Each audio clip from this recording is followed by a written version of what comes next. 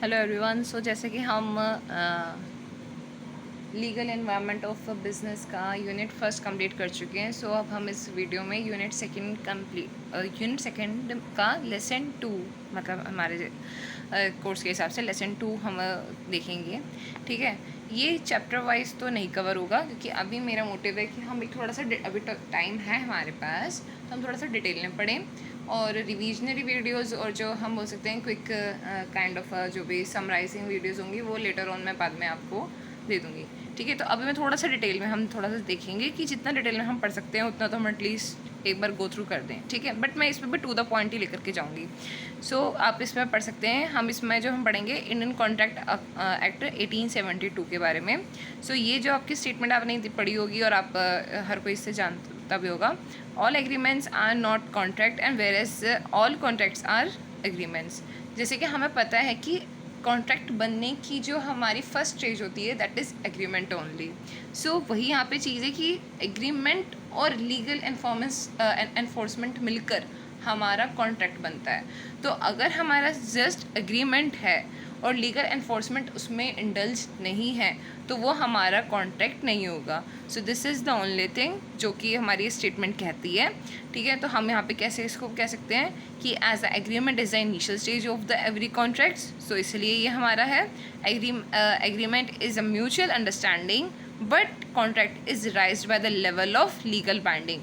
इस एग्रीमेंट सिर्फ और सिर्फ एक म्यूचुअल अंडरस्टैंडिंग होती है, काइंड ऑफ थिंग होती है, बट कॉन्ट्रैक्ट में म्यूचुअल अंडरस्टैंडिंग के साथ साथ उसमें एक लेवल ऑफ लीगल बाइंडिंग भी एडिशन हो जाती है। अगर हमें इस स्टेटमेंट की रेफरेंस केस देनी हो, जैसे हमें लॉ में देना चाहिए, ठीक है, तो यहाँ पर आ जाता है बेल्फर वर्सेस बेल्फर। केस था 1919 का। अब 1919 से आप ऐसे याद कर सकते हैं भी हमारे जो ये केसरी 2 में जो जलियांवाला बाग है उस वो में 1919 का, तो ऐसे याद कर लो। ठीक है, मैं ऐसे याद करती हूँ तो वही आपको बता रही हूँ, तो बड़ी जल्दी याद हो जाएगा। बेल्फर वर्सेस बेल्फर 1919 का एक केस है। अब केस भी बड़ा इंटरेस्टिंग है। मिस्टर एंड मिसेस के बीच में हुआ था ये, जिसमें क्या था कि due to the Mrs health conditions Mr was agreed to provide the regular allowances. ठीक है, मतलब शादी में उनको लगा था कि भाई जैसे मिसेस जो थी वो उनकी हेल्थ कंडीशंस अच्छी नहीं थी, तो उस बेसिस पे मिस्टर की एक kind of a mutual understanding की बेसिस पे उन्होंने बोला ठीक है थोड़ा से पैसे दे दे करेंगे। सो ये अग्रीड थे देवर। ठीक है, अपॉन दिस थिंग क्या हुआ, इनका डाइवोर्स हो गया, सेपरेशन हुआ। तो सेपरेशन में जो मिस्टर बेल्फर थे उन्होंने अपनी वाइफ को जो भी अलाउंस वगैरह जो देते थे रेगुलर बेसिस पे उसको देना मना कर दिया। तो जो उनकी वाइफ थी उन्होंने अपने हस्बैंड के ऊपर ही केस कर दिया। अब उस केस में क्या हुआ, बट क्योंकि इसमें कोई लीगल एनफोर्समेंट नहीं था तो मिस्टर बेल्फर जो थे वो इस केस को जीत गए थे। तो ये केस था, ये आप अच्छे से लिख सकते हैं। ठीक है, अब यहाँ पर आ जाता है rules regarding a valid contract. अब हमें ये रूल्स आ जाते हैं कि अगर हमें वैलिड कॉन्ट्रैक्ट रखना है तो उसके क्या रूल्स होते हैं। अब उसके लिए भी हम ऑलरेडी कॉन्ट्रैक्ट के क्या क्या फंक्शंस और फीचर्स होते हैं वो हमने ऑलरेडी पढ़ चुके हैं फर्स्ट यूनिट में। तो वही चीज़ इसमें भी आ जाती है कि दैट थिंग इज़ कि हमारे पास प्लूरलिटी ऑफ पर्सनस होनी चाहिए। एक से ज़्यादा के साथ ही कॉन्ट्रैक्ट बनाया जा सकता है। ऑब्वियसली इंसान खुद के साथ तो कॉन्ट्रैक्ट बना नहीं सकता। ठीक है, सेकेंड आ जाता है ऑफर प्लस एक्सेप्टेंस होना चाहिए, ऑफर भी हो और एक्सेप्टेंस भी हो। ठीक है, थर्ड आ जाता है हमारा इंटेंशन होनी चाहिए, intention to create the legal relations. हमारी इंटेंशन होनी चाहिए कि उस चीज़ को हम लीगलिटी भी फुलफिल करें। लॉफुल कंसिड्रेशन होनी चाहिए, जो कंसिड्रेशन होनी चाहिए वो लॉफुल होनी चाहिए। ऐसे ही नहीं कि हाँ भाई तुम उसको मार दो और मैं तुम्हें इसके इतने बदले में इतने पैसे दूंगा। सो ये this is not the lawful consideration. Fifth हमारा आ जाता है कैपेसिटीज़ ऑफ द पार्टीज़। तो मतलब जो भी पार्टीज़ है जिनके बीच में भी कॉन्ट्रैक्ट बनने जा रहा है that they must be sound enough. ठीक है, और लीगली वो जो है इनकैपेसिटी होनी चाहिए। ठीक है, फ्री एंड जेन्युइन कंसेंट होना चाहिए, ऐसे नहीं कि हम कोई उसके फोर्स वगैरह कुछ कर रहे हैं। सेवन्थ हमारा आ जाता है लॉफुल ऑब्जेक्ट होना चाहिए, objective should be lawful. Possibility of the performance, उस चीज़ की उस परफॉर्मेंस की एग्जीक्यूशन के लिए पॉसिबिलिटी होनी चाहिए। ऐसा ना हो कि भूत प्रेत वाली बातें हो रही हैं यहाँ पे अगेन फिर से। ठीक है, और नाइन्थ हमारा आ जाता है सर्टेनिटी, उसकी सर्टेनिटी होनी चाहिए। टेंथ हमारा आ जाता है नॉट एक्सप्रेसली डिक्लेयर्ड और वर्ड। ऐसा ना हो कि कहते हैं कोई ऐसे ऐसे चीज़ें ना हो जो कि लॉफुल ना हो और मतलब एक तरीके से ऑलरेडी वो एक तरीके से माना ही ना जाते हो कि ये वाले जो कॉन्ट्रैक्ट्स हैं वो उसका कोई बेसिस ना हो। जैसे अगर किसी को बोल दिया जाए कि हम तुम्हें 10,000 रुपये दे देंगे, तुम शादी मत करना, या 10,000 रुपये दे दो, तुम खाना मत खाना, या 10,000 रुपये दे देंगे, सांस मत लेना।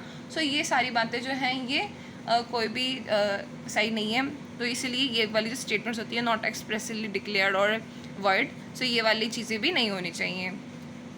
ठीक है, अब हमारे पास आ जाता है क्लासिफिकेशन ऑफ द कॉन्ट्रैक्ट्स। ये भी हमारे 3 तरीके के हमारी बुक में है। Classification on the basis of the enforceability and the validity. Second हमारा आ जाता है classification on the basis of formation, classification in the form of performance.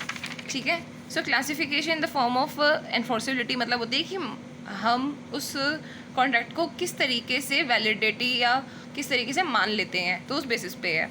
First आ जाता है वैलिड कॉन्ट्रैक्ट। वैलिड कॉन्ट्रैक्ट में सारी एलिमेंट्स जो हैं वो फुलफिल हो गई होंगी, सो ये तो मानी ही गई है। ठीक है, वर्डेबल कॉन्ट्रैक्ट है जहाँ पर जो एक तरीके से सफरिंग है। वर्डेबल मतलब कि ये भी वर्ड नहीं हुआ है, इट कुड बी वर्ड। अगर जो भी सफरिंग पर्सन है या विक्टिम है वो अगर अपनी वॉइस रेस नहीं करता है, अगर उसको अपने राइट्स का नहीं पता चलता है कि उसके साथ गलत हो रहा है, तो तब वो वाला कॉन्ट्रैक्ट जो है वो वर्ड नहीं होगा। ठीक है, जैसे किसी को चीट करा, किसी बायर को सेंडर ने चीट किया, अरे आप हमारे यहाँ से ले लो, दैट इज़ हम जो आपको दे रहे हैं सबसे सस्ता दे रहे हैं। ठीक है, बट और जबकि वो उसको महंगा सामान दे रहा है, बट बायर को पता ही नहीं चला कि वो जो सामान उसको वो दे रहा है वो उसको महंगा करके बेच रहा है, तो तब वो वाला जो कॉन्ट्रैक्ट होगा वो वर्डेबल कॉन्ट्रैक्ट है। या तो वो आवाज़ उठा सकता है या तो आवाज़ नहीं उठा सकता। ठीक है, so where the suffering and the suffering party exercise his और हर पार्टी, मतलब जब वो अपनी जो भी राइट है उसको एक्सरसाइज करे ना करे तो उसके ऊपर बात आती है। ठीक है, अगर वो एक्सरसाइज कर लेगा अपने राइट को तो वो वर्ड है, एल्स ये वर्ड नहीं होगा। ठीक है, वर्ड कॉन्ट्रैक्ट होगा जहाँ पर लीगल एनफोर्सिबिलिटी है ही नहीं, तो वो पहले से हमारा वर्ड हो जाएगा, वर्ड कॉन्ट्रैक्ट हो जाएगा। ठीक है, मतलब वो कॉन्ट्रैक्ट बनना ही नहीं। सुपरवेनिंग इम्पॉसिबिलिटी हो जाती है कि जब जो कॉन्ट्रैक्ट बन रहा था, ठीक है, वो अब वर्ड हो जाता है आफ्टर द फॉर्मेशन होने के बाद वर्ड हो जाता है। क्यों? क्योंकि जो परफॉर्मेंस है वो अब इम्पॉसिबल हो गई है। ठीक है, ये वन पार्टी जो है वो अब कैपेसिटेटेड हो गया है। मतलब जैसे कि क्या था, मैंने किसी के साथ कॉन्ट्रैक्ट किया, ठीक है, अब वो बंदा वो हो गया, मतलब अब वो जो है साउंड नहीं रहा, साउंड माइंड से नहीं रहा, वो अब अनसाउंड हो गया। ठीक है, उसकी दिमागी हालत ख़राब हो गई, तो अब वो मेरा जो कॉन्ट्रैक्ट होगा वो सुपरवेनिंग में चला जाएगा, क्योंकि अब तो वो जो भी मैंने उसको बात बोली थी वो तो भूल गया। ठीक है, उसके लिए एक और एग्जांपल है इंसॉल्वेंसी का, कि किसी बंदे का दिवालिया निकल जाना भी हमारा एक तरीके से सुपरवेनिंग इम्पॉसिबिलिटी का ही सिनेरियो बनता है। कि उसने मेरे को प्रॉमिस किया था कि 6 महीने बाद वो मुझे इतने पैसे ला के दे देगा, बट 6 महीने के बीच में ही वो तो दिवालिया हो गया, अब वो तो मेरे को पैसे दे नहीं सकता, तो वो मेरा कॉन्ट्रैक्ट जो है वो सुपरवेनिंग इम्पॉसिबिलिटी में चला जाएगा। सब्सिक्वेंट इलीगलिटी में आ जाता है जब लॉ के बनने के बाद कुछ चेंजेस आ जाते हैं उसमें। ठीक है, इलीगल हो जाता है, सो हमारा हो जाता है सब्सिक्वेंट इलीगलिटी। ठीक है, मतलब वो कुछ ऐसा कुछ भी बात हुई थी कॉन्ट्रैक्ट के बेसिस पे, बट उसको फुलफ़िल करते टाइम जो स्टेप्स उठा लिए गए वो इलीगल हो गए, सो वो सब्सिक्वेंट इलीगलिटी में आ जाएगा।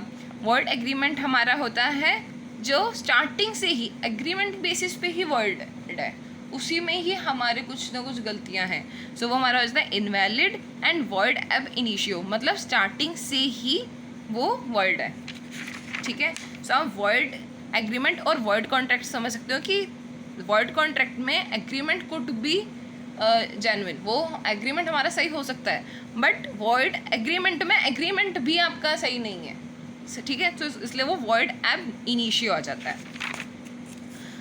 अब आ जाते हैं, अच्छा, वर्ड एब इनिशियो में हमारा एक चीज़ आ जाती है रेस्टिट्यूशन। सो रेस्टिट्यूशन क्या होता है कि जब वर्ड एब इनिशियो में या कोई भी हमारे जो वर्ड केसेस होते हैं उसमें कोई भी बेनिफिट अगर किसी बंदे को मिलता है, सो उस चीज़ को हम रेस्टिट्यूशन कहते हैं। तो ये एक काइंड ऑफ अ टर्म थी, तो वो भी हमें पता होनी चाहिए। एंड अनइन्फोर्सेबल कॉन्ट्रैक्ट हमारा होता है valid that can not be enforce due to the some technical defect और the legal requirement not being met.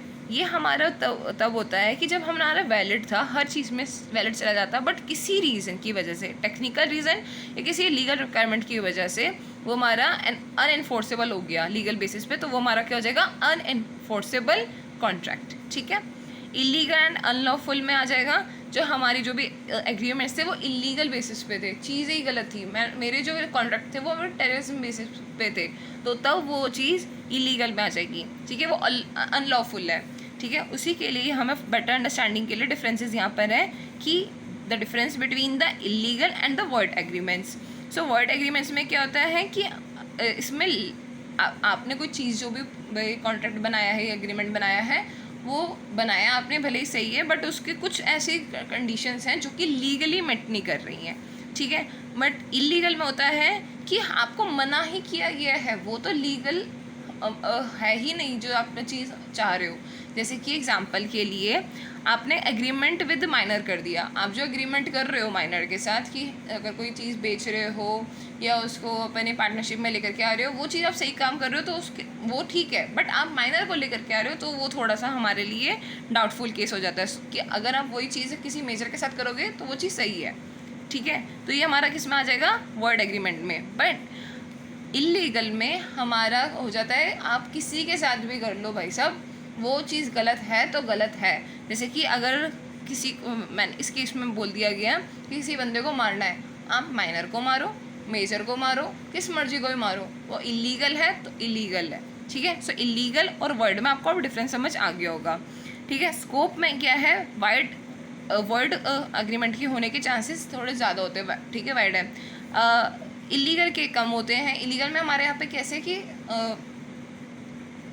मतलब देखो, वर्ड के वैलिड होने में चांसेस जो हैं वो हमारे ज़्यादा होते हैं, बट इलीगल एग्रीमेंट के वैलिड कॉन्ट्रैक्ट में कन्वर्ट होने के चांसेस बिल्कुल कम होते हैं, क्योंकि ये तो आप जो चीज़ें कर रहे हो वो तो प्रोहिबिटेड है from with the point of view, जो भी लॉ के पॉइंट ऑफ व्यू से तो बिल्कुल प्रोहिबिटेड है, तो इसके चांसेस बिल्कुल नैरो होते हैं, बट इसके चांसेस फिर भी एट सम एक्सटेंट ज़्यादा होते हैं। सो स्कोप इज़ वाइड एंड इसका स्कोप नैरो हो जाएगा।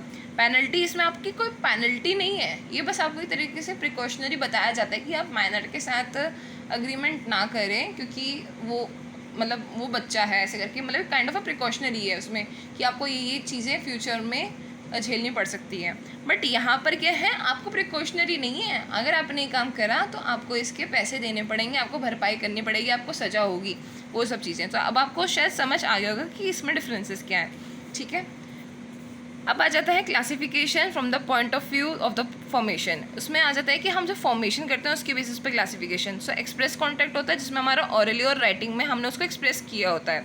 इम्प्लाइड हो जाता है कि हम इसमें इसे ऑरली और राइटिंग में कुछ एक्सप्रेस तो नहीं करते, बट एक्शंस या कॉन्टैक्ट जब हमारी पार्टीज़ का होता है तो एक तरीके से वो इम्प्लाइड माना जाता है। जैसे कि एग्जाम्पल के लिए कुली का मान लो, ठीक है, कुली ने अगर आपका बैग उठाया और आपने उसको मना नहीं किया बैग उठाने के लिए, सो आप एक तरीके से कॉन्ट्रैक्ट में आ गए हो कि अगर उसने आपको सर्विस दी है आपका सामान उठाने की तो आपको उसको पैसे देने पड़ेंगे। Now you are liable to pay that money for rendering that service. ठीक है, सो ये चीज़ हमारी आ गई। और not required to express the agreement, उसमें कोई रिक्वायरमेंट नहीं होती है।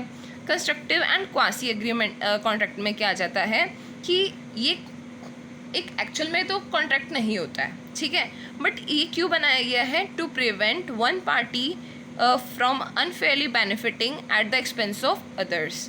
मतलब इसके लिए एग्जांपल अच्छे से आपको समझ आ जाएगा कि कोई चीज़ जैसे अनफेयरली हुई, ठीक है, जैसे कोई बंदा मेरे आंखों के सामने मार दिया गया, ठीक है, और मैं जाकर के उसकी गवाही नहीं देती या मैं उसके बारे में झूठ बोल के आ जाती हूँ कि नहीं उसने तो मारा ही नहीं है, ये सब चीज़ें हैं, तो उसके लिए अब मैं एक तरीके से लीगली बाइंड हो चुकी हूँ कि अगर बात ये पकड़ी जाती है कि दीक्षा सचदेवा वहाँ पे अवेलेबल थी तो एक तरीके से मेरी रिस्पॉन्सिबिलिटी बन जाती है कि मैं वहाँ पे जाकर के बताऊँ कि इस बंदे ने जाकर के मारा है इस बंदे को, ठीक है। अगर मैं नहीं बताती हूँ और बाद में पता चलता है कि हाँ भाई दीक्षा सचदेवा को पता था ये सब चीज़ें और उसके सामने ये सारी बातें हुई हैं, तो दीक्षा सचदेवा को भी पेनल्टी दी जाएगी, उसको भी देनी पड़ेगी पेनल्टी, सीधी सी बात है, ठीक है। या और अच्छा इसका एग्जांपल दे सकती हूँ कि कोई सामान था जो कि मेरे सामने किसी बंदे का गिर गया, ठीक है।